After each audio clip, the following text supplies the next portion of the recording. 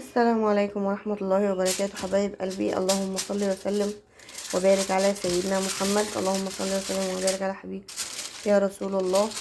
اللهم ارحم موتانا وموتى المسلمين، واشفي مرضانا ومرضى المسلمين، واشفي وارحم ابي وامي يا رب. هنا ان شاء الله انا هعمل معاكم سمك سنجاري. دي خلطة عايزة اقول لكم عليها جميلة جدا، يا ريت تعملوها وجربوها هتعجبكم جدا.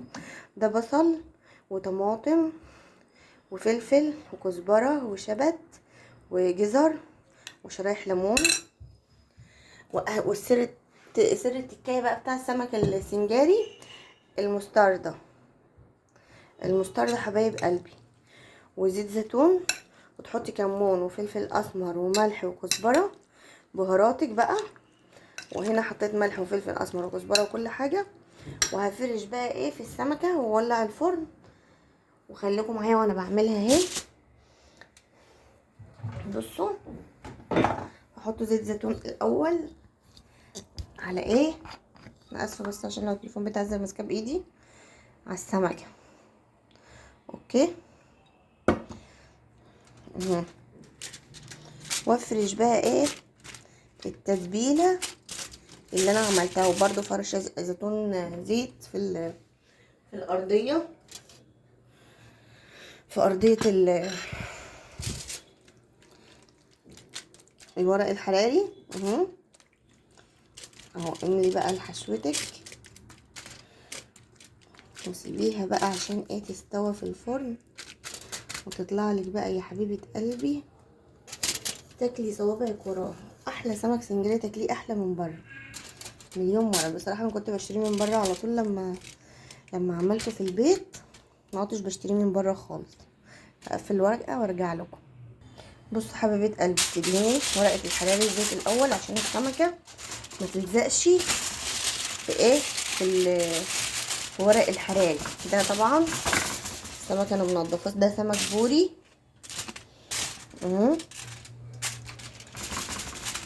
كل الخلطه بقى ايه حبيبه قلبي موجوده. اهم حاجه المستردة بتطري السمكه.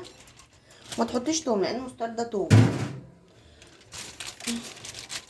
بتطري السمكه وبتخليها لك زبده.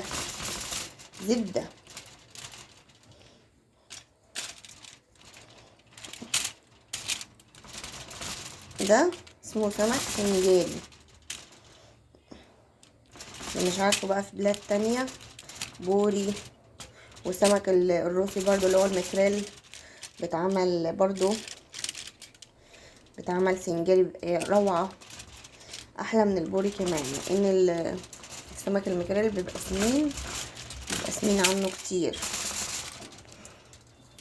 انا خلصت اهو الشكل النهائي اهو. دخلها الفرن بقى، قمت حاطه ايه رشه زيت زيتون على الوش في الاخر.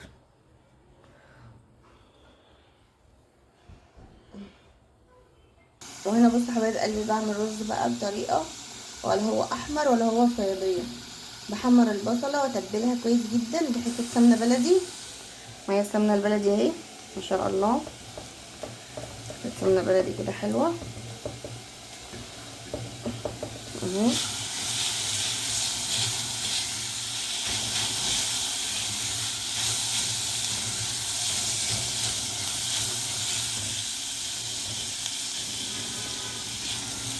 دي هتدي طعم جميل للرز.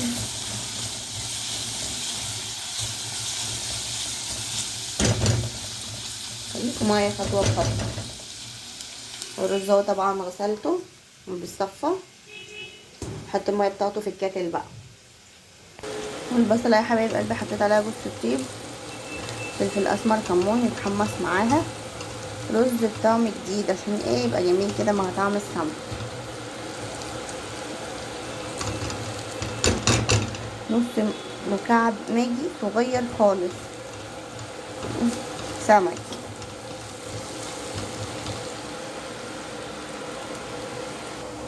كده حبايب قلبي البصله استوت معانا واتبلت معانا. ننزل بقى بالرز نحمصه شويه برضو مع البصله.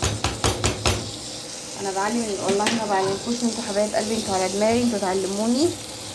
انا مع البنات المبتدئين يعني، اللي لو بيتفرجوا عليا، واللي مش مشترك يشترك معايا ويدوس على اللايك ويفعل الجرس ويعمل شير عشان يوصلوا كل جديد. حبايب قلبي، اختكم في الله، دايما كده اقفوا جنبي ودعموني عشان قناتي تكبر بيكم وبحبكم. عايزه يبقى ليا اخوات واصحاب، والله ماليش اصحاب خالص. انا بطلع ايه اسلي نفسي معاكم كده والله، مش اكتر.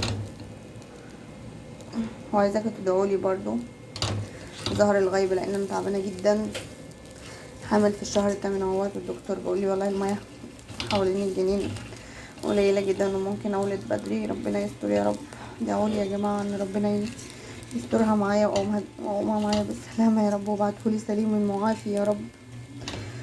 يا رب ابعتهولي سليم المعافي يا رب، وامي بالسلامه، وارزق كل محتاج، وارزق كل مشتاق يا رب بالذريه الصالحه. اللهم امين يا رب. ارزق كل مشتاق يا رب. ادعولي حبايب قلبي، اخواتي في الله كده، ادعولي عشان انا الايام دي والله تعبانه وحركته قليله جدا عشان الميه قليله جدا حواليه. الدكتور بيقول لي مفيش الا جيب ميه بس، هما بيسموه جيب ميه حوالين الجنين، وحركته قليله وانا قلقانه. فادعولي حبايب قلبي ان ربنا يقومني بالسلامه ويكملها لي على خير. انا بقالي مثلا هو 22 يوم او 23 يوم في الثامن.